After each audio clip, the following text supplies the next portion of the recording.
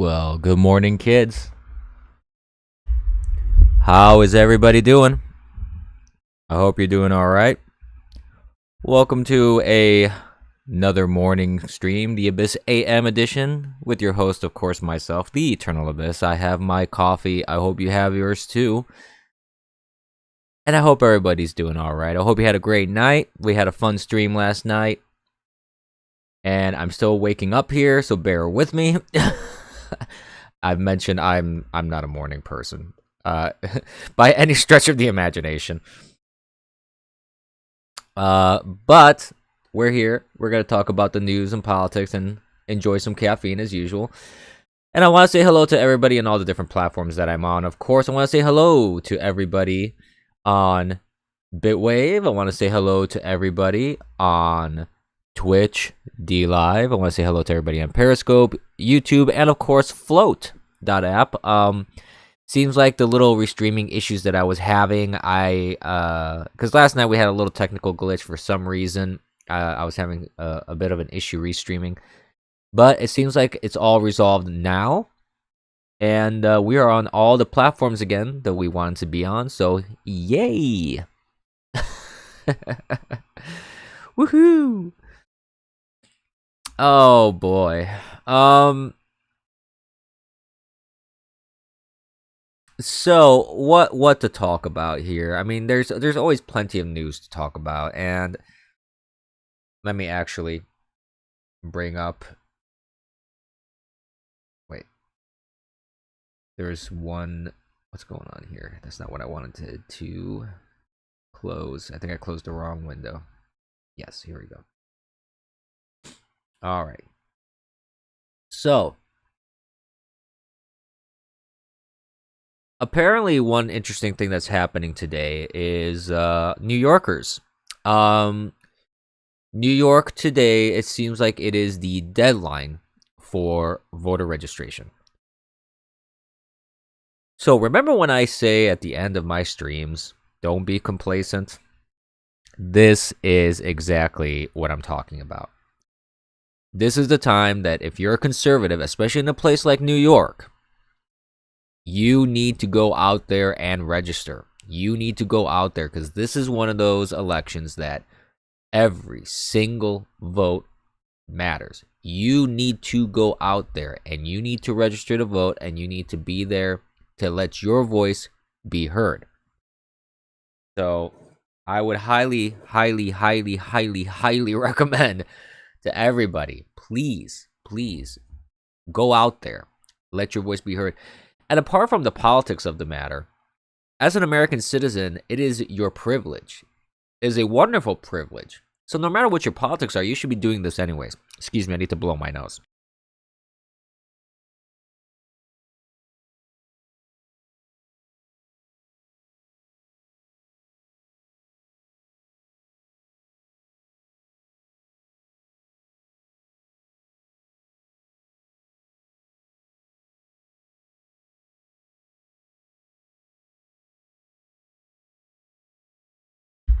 Okay.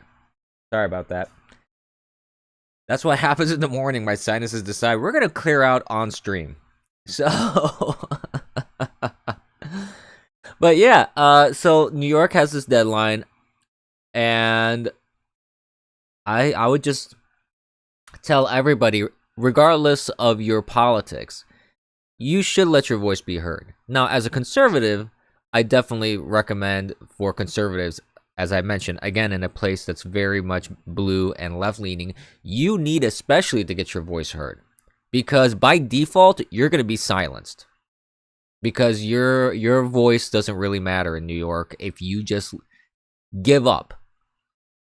And you just go, well, it's a blue state. It's a blue majority. It's a left majority. Like, there's no way that I'm going to even be heard at all. That's the first step that's the first step of having tyrannical control over your life. The only reason governments and any politics, the only reason why a government can have tyrannical control over anybody is because the government, the people allow them to. in one form or another, either through complacency or through ideological cultism kind of thinking, and that pushes people to do so. So, that pushes people in government, that allows them to be tyrannical. I mean, so it's a matter that citizens do need to be do need to let their voices be heard, and they do need to be they need to put their politics out there. And I know it's not a comfortable place for everybody. A lot of people aren't really keen on politics. I get that. I used to be that way. I used to hate politics, honestly. I used to hate listening to pundits. I used to hate listening to the news. I used to hate listening to senators and representatives and presidents and vice presidents. I used to hate the entire process. I used to think the entire process was just partisan gobbledygook.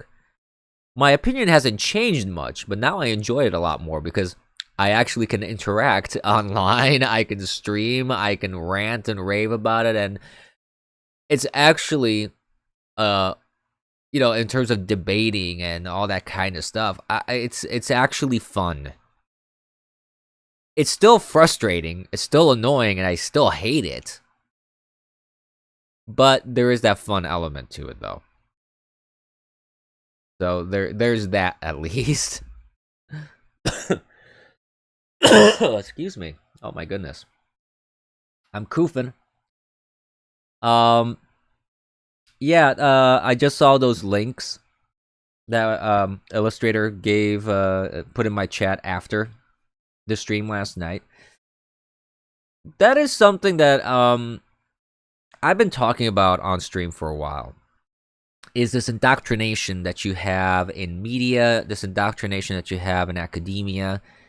And yeah, I mean, Sesame Street, they used to be just about pre-K education in terms of like math and reading and like concepts, certain concepts of like near and far and open and close or inside and out. It used to be just a simple educational program, which was fun because it had quirky and goofy puppets, quirky and goofy characters, silly little skits, and it used to be a fun little thing, and now they've turned it into a political thing. And that's sad to me. That is something that it frustrates me a great deal, actually, because I don't like the injection of politics into everything.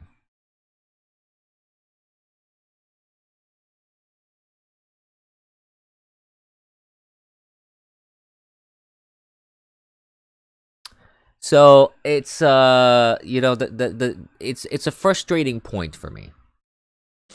It's a very frustrating point because I think that poisons the mind. I don't think you should inject politics into every aspect of people's lives. I don't think you should inject politics into every age level. And I don't think it's appropriate for a TV program like Sesame Street to unilaterally try to decide what they deem is something that they should be discussing, such as a topic of, racism, which children cannot even comprehend at that age. When you're talking about pre-K,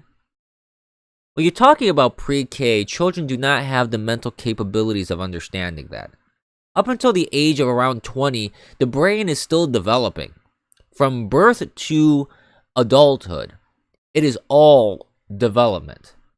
Children can't even understand the concept when they're very young. They cannot even understand the concept that if you are watching TV and they stand in front of you, they don't understand that they're blocking your view. They don't have the spatial understanding of that. And you want to talk about racism? No. No, it doesn't work that way. It is obviously political. It is obviously partisan. It is obviously what you're trying to do here is propaganda. You want to inject all these stupid things into people's minds as soon as possible, as soon as they're right out of their mother's vaginas. They just pop out. Hey, let's talk about racism. Let's talk about systemic racism. Let's talk about injustices. Let's talk about... Really? Hey, Stalker Jew. Welcome to the stream.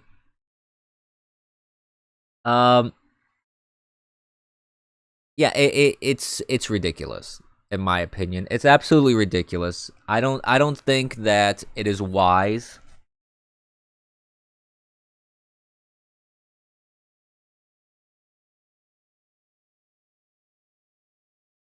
I don't think that's wise. Hey, shalom, hetero alpha god.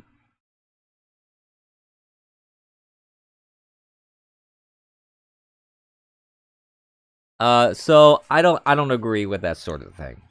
I don't agree with that even in any level of academia, to be honest with you, because the problem is with any level of academia is that it's into a question of wisdom. Well, wisdom is something that is acquired over time. Wisdom is not something that you can easily impart, in the sense that I can try and give people as much of my experience and wisdom as I want. The problem is not so much how much wisdom I give people, it's how receptive they are to it. And that's the same thing when you're talking about anything. Oh, it's not a question of wisdom. Oh. I get it. I get what you're saying now. My bad. Yeah, it's not wise. No, and it's not a question of wisdom. It's a question of control. Absolutely, it is control, because if it wasn't about control, they wouldn't be doing that.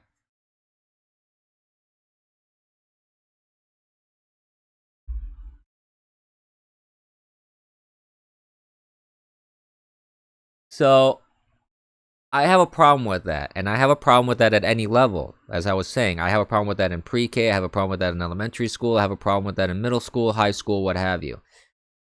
One thing that I always found very interesting about, because I've been in different school systems in different countries, and the one thing that I always found interesting about the non-American school system that I participated in was that there wasn't really a dynamic of I mean, don't get me wrong, okay? It was non-American, so there was a completely different perspective on certain historical events.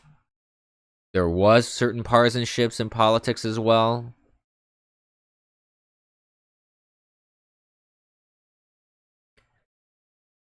But the difference was that you saw that sort of partisanship in politics in just, like, history.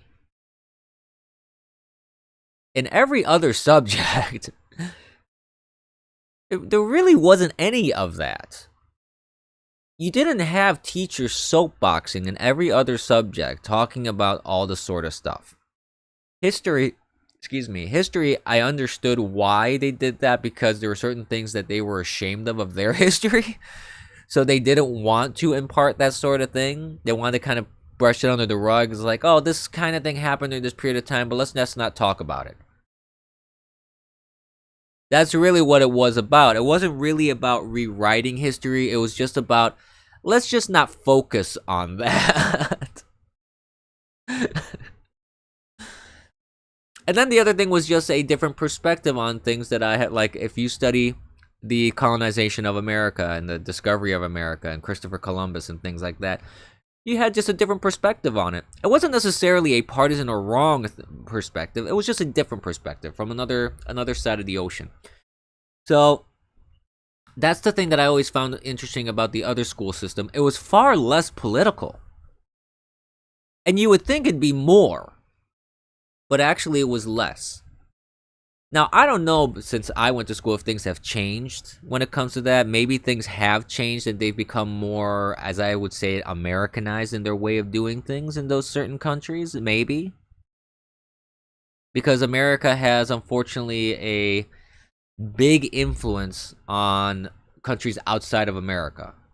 And I say unfortunately because it can have quite a negative impact on those countries in terms of their culture and their politics. And you can see like how American talking points, like leftist talking points, have infiltrated. If you look at foreign news, but it's not just American talking points. You see this a lot in England too, because England is, all this super wokeness and SJW-ish stuff, and in the UK. The UK, in my opinion, is dead. If you live in Britain, if you live in the UK, I feel for you. I really do, because you're in a country that is in the death rows of. It's the democracy is pretty much ended there. Any form of democracy is pretty much ended there. You don't really have freedom anymore in the UK. I mean, if you get arrested because you just posted something that offended a couple people on Facebook, that is not freedom. Or if you're trying to expose the fact that a pedophile ring is not being prosecuted or investigated, and you end up in jail for that, that's a big problem. That's a big, big, big problem. Taking a sip of my coffee. One moment.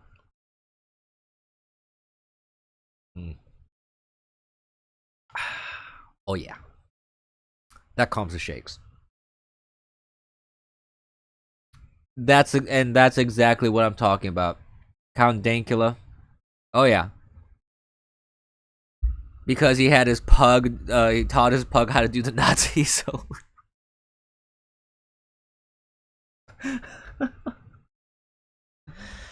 Hey, troll DV5F.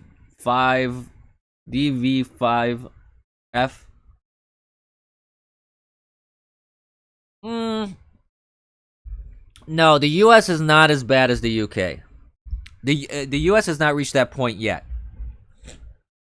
If things progress the way they're going in the U.S., we may reach that point, because people are pushing for that. You do have certain people that are pushing for, they're calling the police because they're offended. But at least here in the United States, the police will pretty much laugh at you if you do that. Yeah, it's not the same level. Here, it's like maybe at level 1 or 2. There, you passed the epic level. When we're talking about Dungeons and Dragons.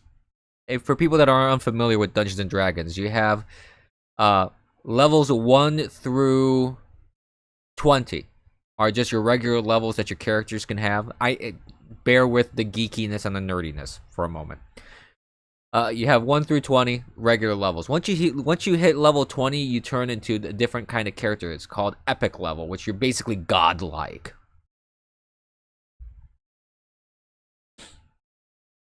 Oh, hey, Hans Gorilla. I am not saying that the U.S. is free of problems. U.S. has a lot of problems. There are a lot of problems in the United States. And I completely agree that there are a lot of problems in the United States, and we are if things are left unchecked, we will approach the same level of assholery and absurdity that the UK has. But you can't tell me they're on the same level. They're just not on the same level. You have pockets of insanity. There are pockets of insanity in the United States. But I think the saving grace of the United States is that it's so large in terms of landmass and in terms of ideologies. You have large pockets of conservatism, and you have large pockets of liberalism, and you have large pockets of varying gray area when it comes to that sort of ideological spectrum. And then you have some really extreme places of both sides. So because there's such a large swath in the American landscape, it's more difficult to consolidate that sort of thing like it's been done in the UK. The UK is so tiny in comparison. It's very easy. to get overwhelmed by certain populations or certain ideologies, and basically the UK screwed itself over because it would not stand on any sort of principle. I mean, just look what they did after post World War II. Post World War II, the things that the UK people did, the things towards what's his name? Not Chamberlain. Oh my god, I'm having a brain fart moment. Churchill, Winston Churchill. The thanks towards Winston Churchill for saving the UK from socialism and fascism and all that kind of stuff was to essentially kick him out of government. He saved the UK from socialism and fascism. What did they do? They kick him out. And what's happening today? They just brought all that socialism and fascism back. All those soldiers that died in World War II for the UK, all those Brits that died, they died in vain. And that is incredibly sad to me.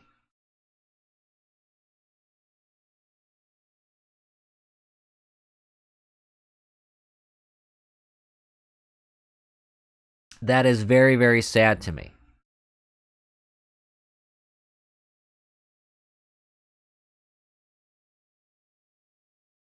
And it's a sad reality to think about.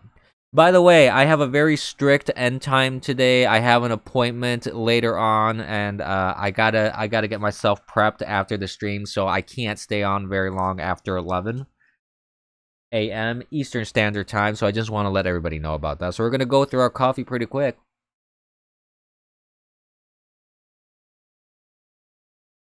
Oh yeah, coffee. That's good stuff. So people are still complaining about oh wait, Kanye is trending. Why is Kanye trending? Let's check that out.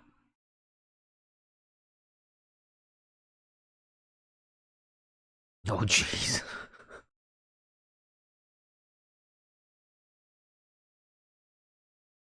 Kanye West is asking people to write him in on the ballot.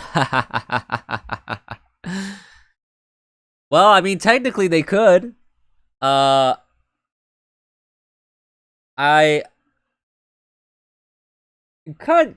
funny to me. I enjoy his antics. I think they're funny. They're entertaining. I'm not entirely sure why Kanye, like, he used to be such a strong Trump supporter, now he decided, like, to kind of separate himself from that. I'm not sure. There's theories that some people's theory is that he's doing that because he's trying to subvert vote from, jeez, what the hell? Sorry, my computer just really chimed loud in my head. Oh, jeez, that was painful. That was weird. What caused that?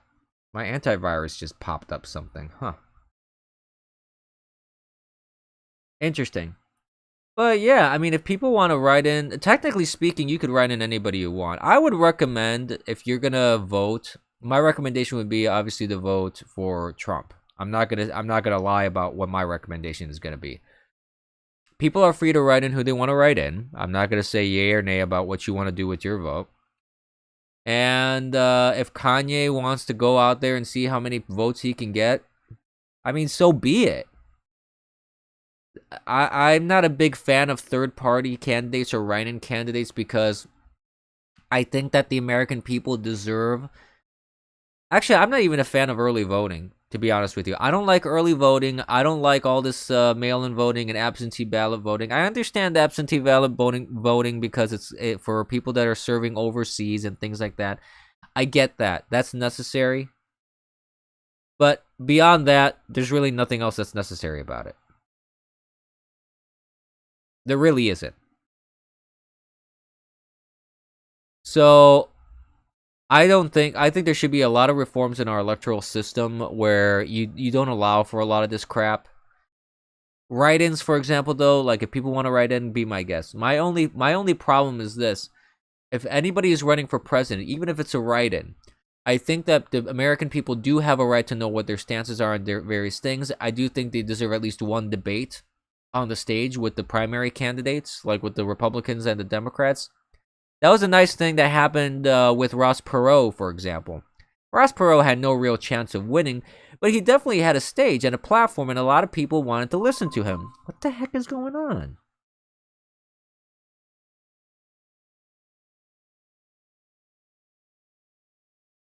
Why? I'm getting some weird connection stuff here. What is this? Is this an ad thing?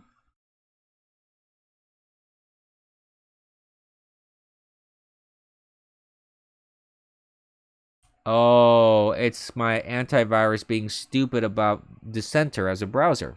Of course. Whatever. Let me lower the volume before it does some more damage to my hearing.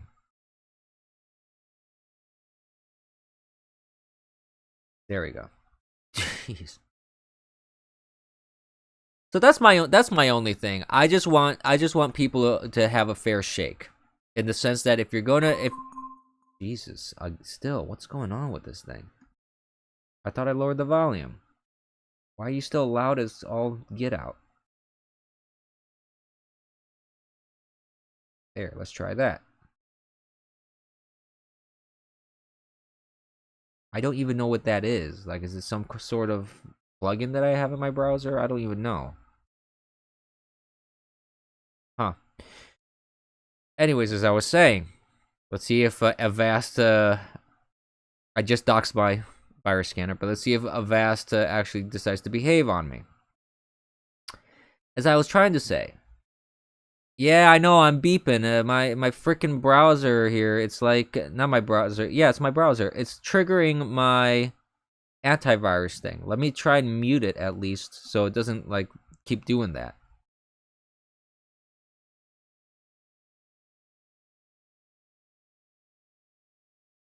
When you voted early and then Biden is caught fingering a toddler, too bad you voted early. Yeah, I know. Warning, you are streaming. Boop, boop, boop. Hmm. Nah, I don't like early voting. I think that voting should be allowed only after the debates happen. And if the debates need to be bumped up earlier so you can allow for early voting, so be it. I think that's fine. But I do think people have a right to know what candidates stand for. I need in their own words, not just their website, not just their campaign putting out talking points or tweeting for them. You want to hear directly from the candidates. You want to see these people debate. You want to see these people talk. You want to see what future they lay out for you. So I think whether it is the major two parties that we have, or any third party, or even write-ins, if people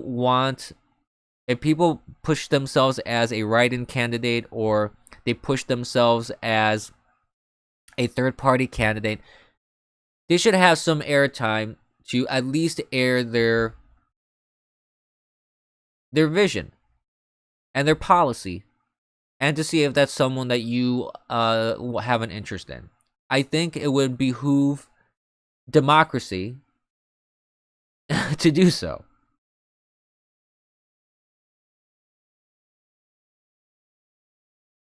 Yeah, that is a good point, DSP official. Why did Biden and Harris both urge us in the debates to vote early? There's still 2 debates left. Why the F is the point? What is the F is the point of voting before the debates are done? Aren't they supposed to inform our decision? And that's the point. The problem is this, when you have people like Biden and Harris that performed abysmally in debates, they don't have a clear vision. They're contradictory. They won't even answer questions. Like, they won't even talk about what their vision is when it comes to packing the court. Even though Kamala Harris in 2018, was it, if I'm not mistaken?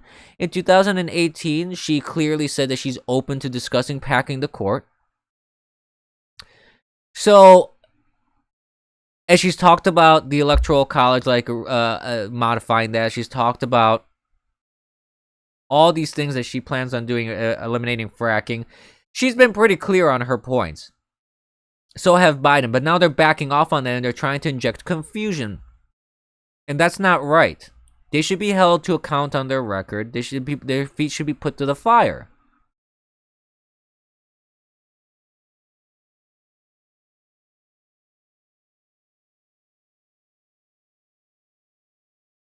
Oh, of course, if the Democrats get power, they're going to remove the filibuster. They're going to pack the courts. They're going to try to eliminate the Electoral College. They're going to basically, like I said, they're playing Calvin ball. They're going to change the rules because that's what they do. And then if somehow things get reversed and the Republicans and conservatives get in power again, now all of a sudden they all cry foul if you then take advantage of the sheer dismantling of democracy that they have been doing. And they've been accusing the right of wanting to dismantle democracy. Really, I find that very fascinating that you would accuse the right of doing that when the right are the ones that are trying to uphold and conserve the Constitution and the law. Yet you on the left are the ones that want to remove the police, you want to remove ICE, you don't want to enforce laws, or you want to enforce laws arbitrarily to whatever fits your needs. You want to eliminate the Electoral College. You want to pack the courts because you want to get the majority that you want at all costs. Because it's not a matter of the law. It's not a matter of upholding the Constitution for you. It's a matter of you just want your power and your influence.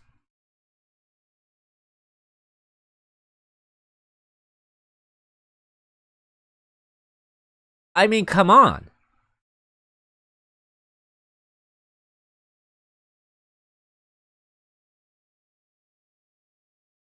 This is ridiculous that the left would even come out with a claim of the right is trying to subvert democracy when every single thing that the left has been doing has been exactly that.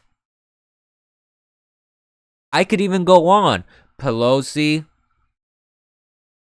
using impeachment to try and get rid of a duly elected president. The FBI doing a soft coup. The CIA doing a soft coup. The IRS targeting conservatives.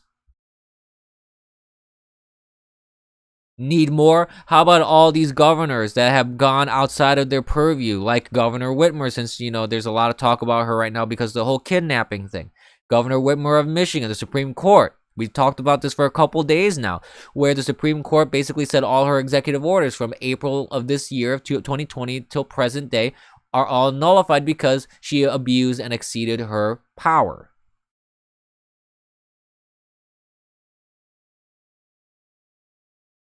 So it is laughable. It is laughable, and I invite everybody to laugh in the face of anybody who tries to claim that conservatives are trying to dismantle democracy. You need to literally laugh and mock them. Laugh at their face and mock them, and then give them the slew of examples and ask them, tell me, please, how is the trying to dismantle the Electoral College that has been used since the inception of our country to try and have a balance and representation? How is that not a dismantling of democracy? How is trying to remove law and order in terms of our immigration and just local law enforcement, how is that not a dismantling of our democracy? How is using the 25th Amendment and an impeachment, and especially the 25th Amendment, like not even 30 days into an election, is it 26 days? 26 days? Tell me how 26 days before an election, using the 25th Amendment is even legitimate, especially since you all the polls are saying and you believe that your candidate is going to win in a landslide. Seems very suspicious to me. If your candidate was going to win, why even bother with the 25th Amendment? You're going to get a new president according to your polls and according to your beliefs. So I mean, what's the issue here? Oh, wait a minute. There's a little thing called reality. There's a little thing called facts. There's a little thing called your polls are shit. and you know what's really happening. You know that in Pennsylvania, voter registrations for Republicans are through the roof, while Democrats are just very low. Same in Florida, if I'm not mistaken. The Democrats know that they're losing their grip on the power that they had. That grip is being, the grip of power is being ripped from their hands with populist movements. And that scares the ever-living snot out of them, because they have been sucking on that teat for a very, very, very, very long time. And I'm not just talking about Democrats here, actually. We're talking about career politicians on both sides of the aisle, Republicans and Democrats. This is an elitism thing versus the people. The elites in our country have been suckling on the teat of the United States and its politics and its government and its people, because it's been milking the people dry for a very long time.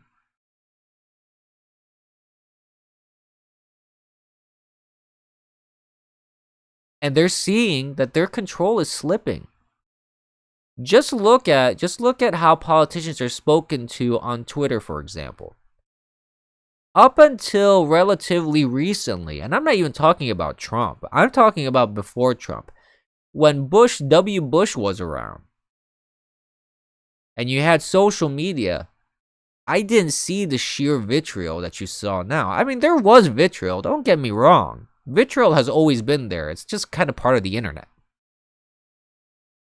But I'm seeing vitriol on every side now. Every time Pelosi posts something, or a Schumer posts something, or a Rachel Maddow posts something,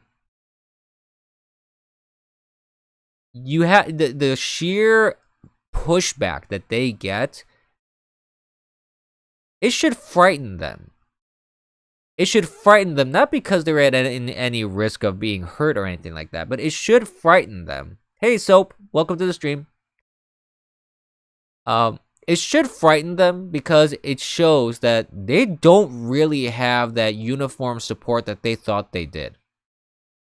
And you have people on both sides now criticizing politicians. You have conservatives and you have liberals that are just attacking politicians constantly, because no matter what these politicians are doing, they're not pleasing anybody. And like I said last night, I said this last night and I'll say it again. In politics, you're never going to be able to please everybody. But generally speaking, in politics in the past, what has happened is you've pleased a decent amount.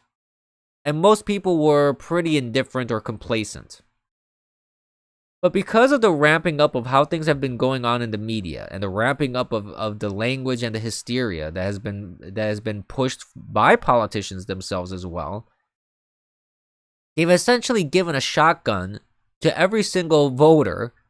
And the trigger is being held by the voter. They're gonna get shot in the face, and they don't even realize that, because they think they're giving ammunition to the people to fight the side that they're against. But the illustrator, that's already a fact. The virus was already conflated to steal a country and use it for a political tool.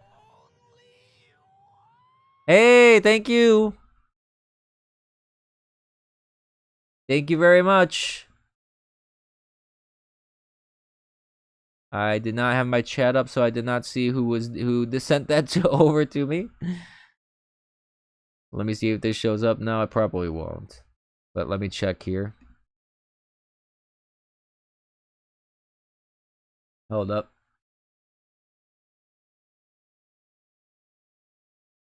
Oh, it's amazing music. Amazing music. Thank you so much for the lemon. I appreciate that on D-Live. Much appreciated. This is a good opportunity to do some shameless self-promotion. Hey, if you enjoy my rantings and philosophizing and my polemicizing about politics and all that fun stuff, consider buying me a coffee at coffee.com/theeternalabyss is on the screen. Or if you prefer cryptocurrency, you can do that. You want to throw me 11 or so on DLive? So be it. Yeah, go for it. Or if you like cash, there's ways that you can also donate just straight up cash to me. I'm working on a new way because PayPal is trash and I don't want to use PayPal anymore. So please do so if you can. Any level of generosity is appreciated. But hey, even better than money, even better than coffee, and I know that's a stretch. Coffee's pretty awesome. But and better than that, if you want to help me, really the best way is to just help me grow. Help me by following me and by sharing and spreading the good word on all the different platforms that I'm on Twitter. You can see it all on the screen there. Twitter, Gab, Parlay, Minds, Float. Just jump on there, follow and share and help grow. And you can also help me grow on all the video platforms that I'm on. Of course, you can help me on Bitwave, YouTube, Twitch, Periscope, DLive, Float, all those video streaming apps. Go on there, just share, hit the notification bell to make sure you know when I'm streaming, and just spread the good word. Really, that's the best way you can help me because Twitter isn't helping me. I can promise you, social media is not, their goal is not to help people grow.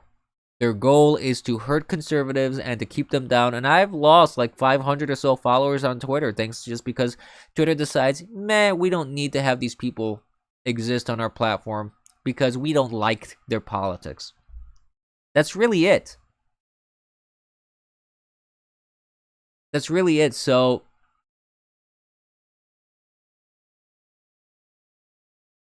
it takes time. Yes. Hey, thank you, Troll, for posting the link in chat. Absolutely. No, it does take time, but it also requires effort. It also requires effort on my end as a streamer, as someone who just goes out there and is consistent and provides content that people want to listen to, of course. I can't expect followers if people don't want to listen to me. But at the same time, people need to listen and people need to help grow. I mean, it's a two-way street. And I hope I'm providing entertainment. I hope I'm providing a service that people enjoy. And I do hope that people share it. That's all I can say. I mean, I know I don't have a massive platform. I don't have a massive views or anything like that. And I would love to grow. And hell, if I could do this full time, this would be a fun thing to do full time. As I said from the very beginning, I never started this with the goal of making this a full time thing. If it so happens, great. If it doesn't, then so be it. I'm not putting like so much investment and eggs in this basket, to be honest.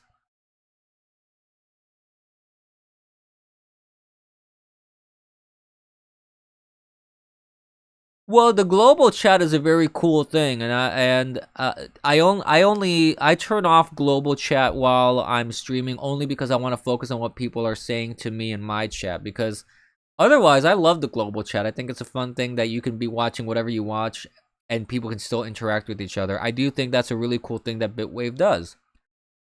It does allow for cross pollination, so to speak. Absolutely.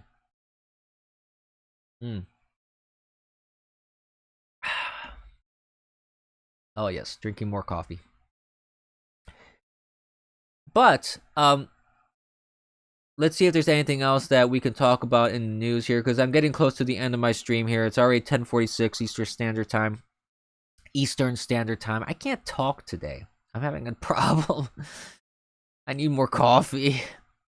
But I want to see if there's anything else in the news that's interesting to kind of talk about. And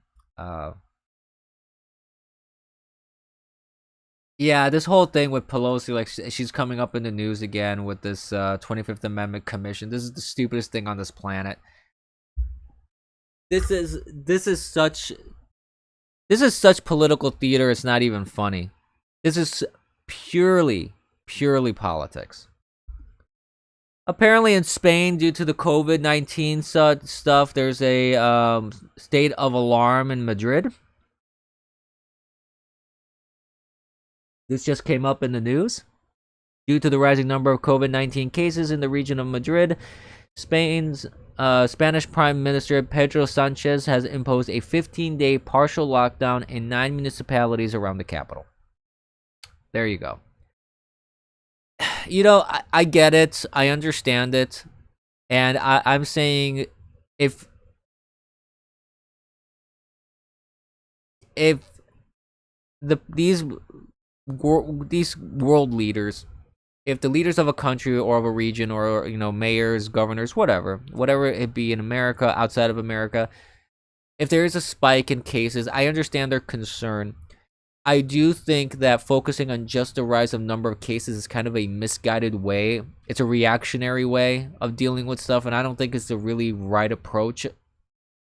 I think that there needs to be a more measured approach. That's just my opinion. I understand, like I said, I do understand the feeling of, oh my gosh, the numbers are rising, we got to do something about it. I get that. But at the same time, if all you're focusing on are cases, then I think that you're really focusing on the wrong thing.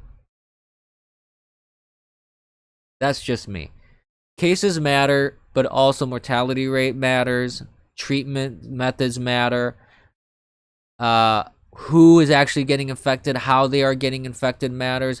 Just looking at the numbers by themselves, you seeing a spike and all of a sudden you want to shut everything down, I think that's not very wise because you're not really addressing why that spread is happening. I don't think it's a proper approach. It's not an accurate approach. It's a very panicky, reactionary approach.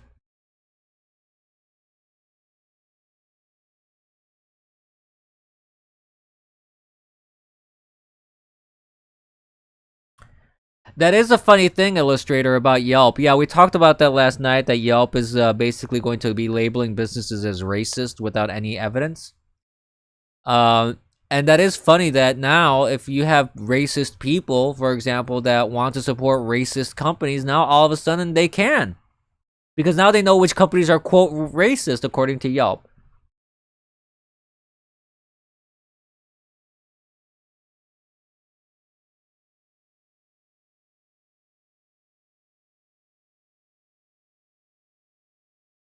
Well, there's nothing racist about that statement, though. The you posted that was a restaurant near you in Long Island, and the quote is this for people that may not be able to look at the screen here. The quote is, in June, Luigi Petrone, the owner of Tutto restaurant in Long Island, New York, was called out for racist remarks. Excuse me. When he referred to those peacefully protesting, assuming that they actually were peacefully protesting, let's assume that they were, the death of George Floyd as a bunch of kids, little punks, they look like little animals, savages, on Facebook Live. What's racist about that? Because he used the term animals and savages? I'm sorry, I don't think that's racially specific. I've seen many people that are white, black, Asian, Hispanic, any race. I've seen people of any ethnic background or a combination thereof that have acted subhuman on occasion.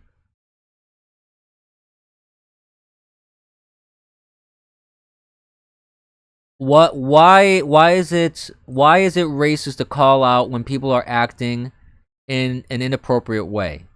Just because you don't like the language that someone is using to refer to them? If someone acts like the gang, like when Trump called MS-13 members animals, what's racist about that when these people go out and rape, murder, and dismember people? I'm sorry, is that civilized behavior?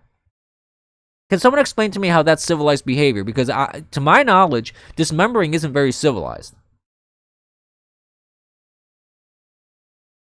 Last I checked, rape isn't really civilized. To my knowledge, murder is not civilized.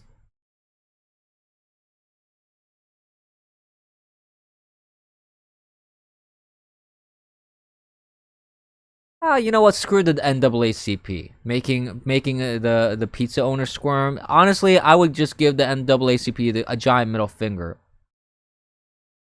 as with the Southern Poverty Law Center. Those two organizations have done nothing but target people that they just don't like their politics, and they label them as racist or extremists for no reason at all. Literally, screw them. There's no reason to listen to these people. When you cry wolf about everything, guess what? I'm not going to believe you anymore when you say that there's a wolf. If according to you there's wolves everywhere.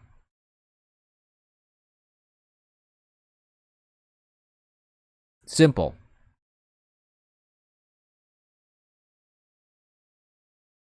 And the fact that with all these protests that have been going on, the fact that the local authorities and mayors and governors have not done their part to ensure that businesses are safe and that people are safe. Not so much the businesses, but people are safe.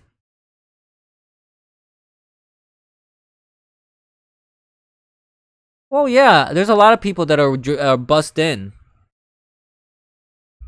And the fact that, and that's what I mean though, the fact that the local authorities and the governing bodies of these cities and these areas and these states, the fact that they're not doing their job is the biggest problem here. Because you're going to have people that are going to act like idiots no matter what. And that's why you as the police and you as the mayor and you as the governor, you need to do your job. Like, why should I be paying taxes to a governor, to a city? Like, I give city taxes, I give state taxes, and I give federal taxes. Why should my tax money go to you if you're not going to do anything with my money that benefits me? Why? That doesn't make any sense to me at all.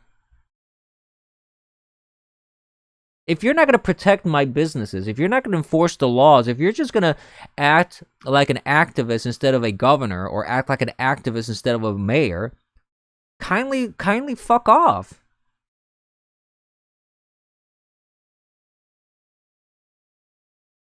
I mean, seriously, at this point, there really needs to be accountability.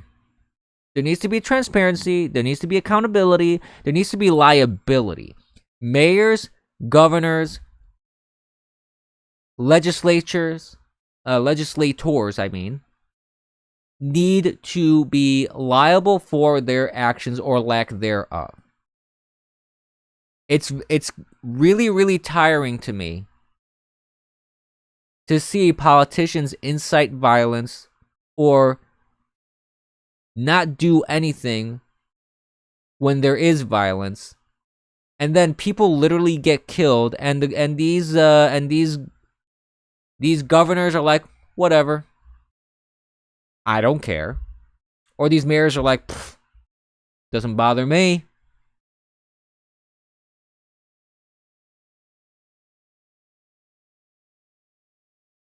So to me,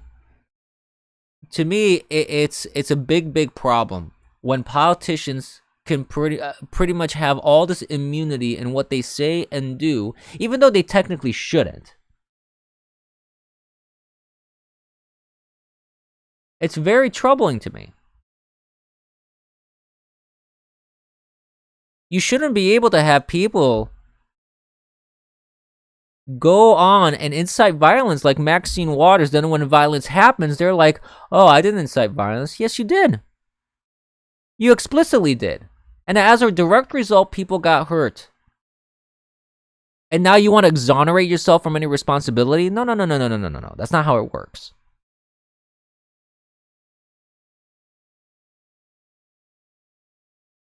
Or people like AOC making demands for Antifa. By the way, Joe, if that's just an idea, why is AOC making demands for them? I thought they were just an idea. People in your own party are talking for domestic terrorists.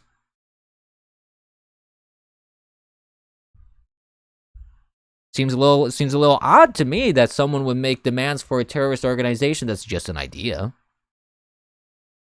Or am I hallucinating? Maybe I'm hallucinating. I don't know.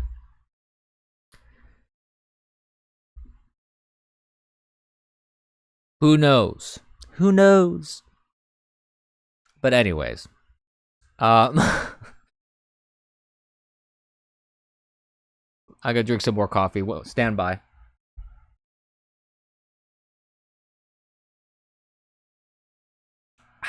Okay, there you go.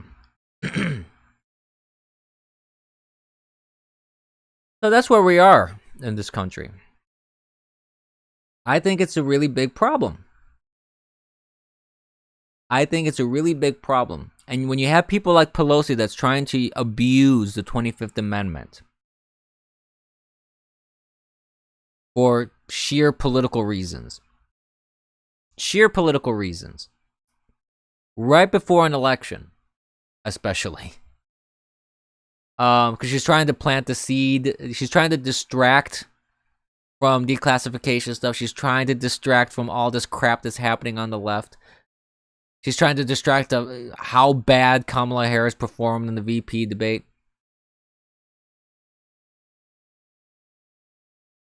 Oh boy. I can tell you one thing. The day after Election Day, assuming there's not any major disputes over the results, let's assume that the results are pretty much what they are. You're going to have, there's two ways this can go. One way is that you're going to have more of the same. They're going to say he's not a legitimate president. They're going to say that he's, Putin helped him. They're going to just regurgitate the same shit that they've been regurgitating since day one. They're going to keep doing this constant coup to try and hurt him. Hurt Trump. That's one possibility. The other possibility is that they're going to ramp it up. And my fear is that they're going to ramp it up to the point where they are going to incite a lot more violence than there already is now.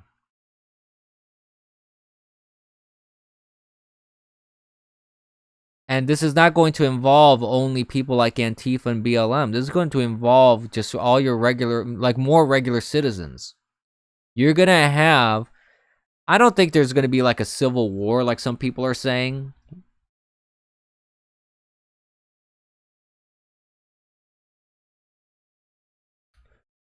Oh, well, that's the other side of the equation. What is Trump going to do with all these protests and riots?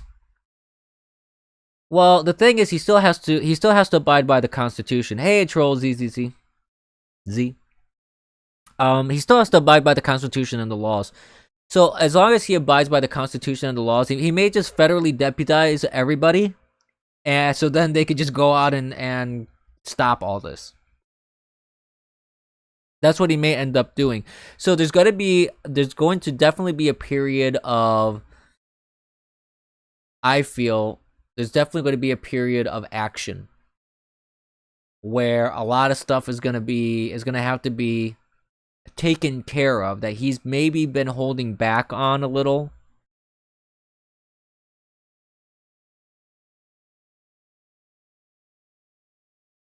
I don't know if they will pull the plug. They haven't pulled the plug now, even though it's backfired on them. Like, these protests, internal pollings for the Democrats have been terrible. The optics have been terrible. These are all blue-run cities, blue-run states where you have the most violence, the most fires, the most havoc. So these mayors and governors, they have put themselves in a very, very bad situation, and they cannot stop it anymore.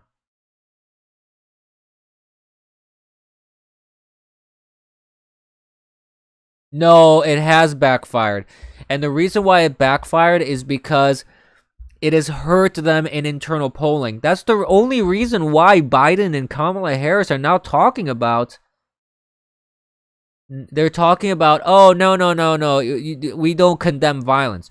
In the past, nobody gave a rat's ass about the violence on the left. It was encouraged. So it is backfiring on them in internal polling. It is very bad optics that the most violence and the most craziness is happening in blue cities and blue states, because it shows how these people are governing, and it shows what their beliefs are, and it shows that they don't want cops, and they don't want law and order, and they don't want this sort of thing. It is hurting them. It is hurting them. The internal polling has shown that, and the shift that you've seen from Biden and the Democrats, some Democrats, and the media as well. You can see the shift in how the media is talking about this kind of stuff too. It does show that there is some backfiring on this because they thought that America burning would be a bad thing for Trump, except that all the burning is happening in their areas. So it definitely shows that there's some problem with how they govern.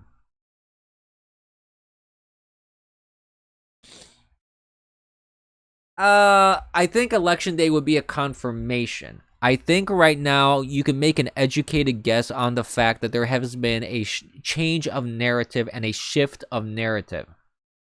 And you've had all these mayors, and governors that have been encouraging violence. They've shifted away from that narrative. There's a reason why they shifted away, because if it was working for them according to how they were hoping, they wouldn't have shifted away. They would have ramped it up. That's the only thing I'm saying. Ultimately, yes, on election day, you will see the final result of all this. And post-election day, you'll see the result of all this. But I can tell you that since you see that major shift in narrative and major shift in talking points,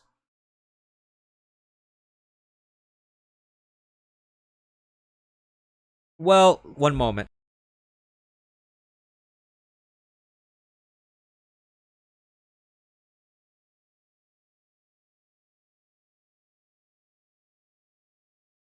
I define backfire in this way.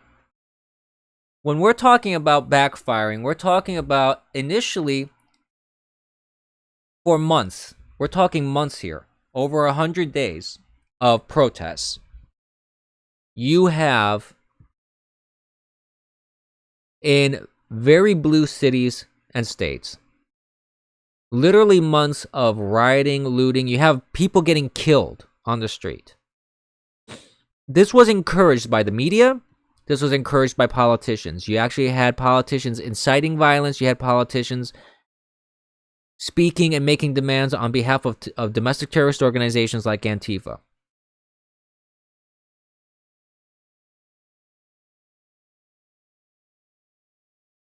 No, the problem is those places are so blue that they probably won't get rode out on a rail.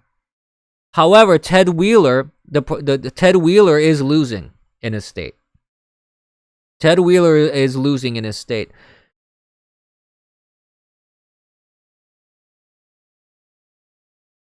So, what we're looking at, I'm looking at the national election here. I'm looking at the federal election more than anything. Local stuff is going to be very difficult to turn things around.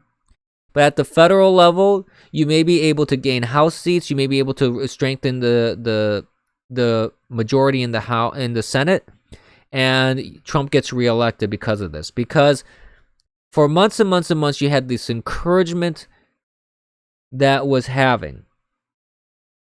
Yeah, I know. It's insane. That's what I mean. At the local level, you may not see this at the local level.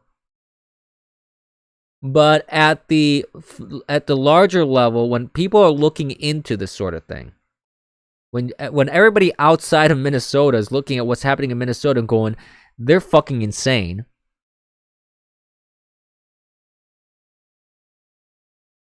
That's where people get really turned off on this sort of thing. That's why up until recently, you had the media saying, you have Chris Cuomo saying, show me where in the Constitution that gatherings have to be peaceful, which is written literally right there in the Constitution. But he's too stupid to realize this, apparently. You had other media people saying that it was perfectly legitimate to have violence because of the reasons that people were committing the violence for. You had people saying that, oh, fuck COVID. I mean, who cares about COVID just because the protests had to do with social justice. So who cares about the social distancing? Who cares about the masks? Who cares about a pandemic when it comes to that? That's perfectly fine to have super spreader protest events, but you can't have a political rally that Trump wants to do. Then you had Biden for the longest time. He wouldn't even condemn the violence. And Kamala Harris. Democrats were not condemning anything. They were encouraging it. Now, only now in the past couple weeks have you seen people like Biden and Kamala Harris actually saying, we shouldn't do violence. And CNN has been toning down their tone when it comes to this sort of thing, because the internal polling has showed that the American people don't like that sort of thing. It wasn't reflecting good on the Democrat Party, and it wasn't reflecting good on the Democrat candidates when the Democrat candidates were encouraging violence. So at the federal level, at the Senate and House elections and presidential election, because we are in such a unique position to do a complete change, get rid of insane people like Pelosi. Well, I don't think Wheeler or the other person running, the crazy Antifa lady. Neither candidate is a good candidate. Wheeler is a moron, and Antifa lady is Antifa lady. I mean, that should tell you everything right there. But that's what I'm saying. At the local level, you're going to have different challenges, political challenges, while at the national level, it's a different layer of elections, a different layer of everything. So it's completely, to me, it's different. It's different, and there's different challenges, and that's why at the national level, the narrative has changed. So hopefully, because we're in a unique position to get rid of crazy people like Pelosi, like Antifa friendly people like AOC and the squad, and people that commit voter fraud like Ilhan Omar. At the local level, no, absolutely. The lesson has not been learned at the local level, Illustrator. You're absolutely right there. But I'm not talking about the local level. I'm talking about more the national elections. Well, the difference between Wheeler and this woman is that at least this woman is honest about what her intentions are. I mean, if she admits that she's Antifa, she's a communist, and she's a socialist, she's not hiding anything. Wheeler is trying to play a finer line. He's trying to appear more mainstream and not extreme. But he pretty much didn't do anything to help the situation in his city. So what it boils down to me, is that we have an opportunity. We have an opportunity to clean house and clean the Senate. And I'm talking about the national elections. Local elections, they're going to have to figure out at the local level what they need to do to get rid of these people. And it's unfortunate that places like Minnesota have candidates that are so disgustingly terrible like this, which is why Trump needs to declare Antifa and these organizations as terrorist organizations. So these people are disqualified from serving office. Period. That sort of thing has to be a litmus test here. That needs to be done. That's it. Nothing more, nothing less.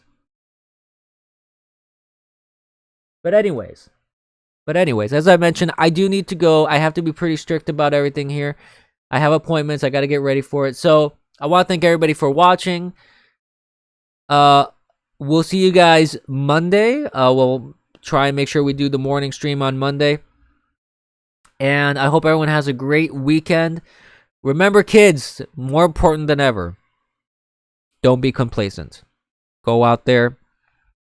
Let's get rid of insane, abusive people that are abusing their power, like Pelosi, like Schumer, like AOC, like all these disgusting people in politics. Remove them. Let's make sure that we have people that really represent your best interest at heart. Go out there, register to vote, get Trump reelected. Let's flip the House. Let's make the Senate even stronger. And let's make sure that we don't have people that want to destroy our Constitution, destroy our Supreme Court, destroy the legislative body. Let's get rid of these people. We have a chance to do it. Let's do it now. Don't be complacent, kids. We will see each other on Monday. Bye.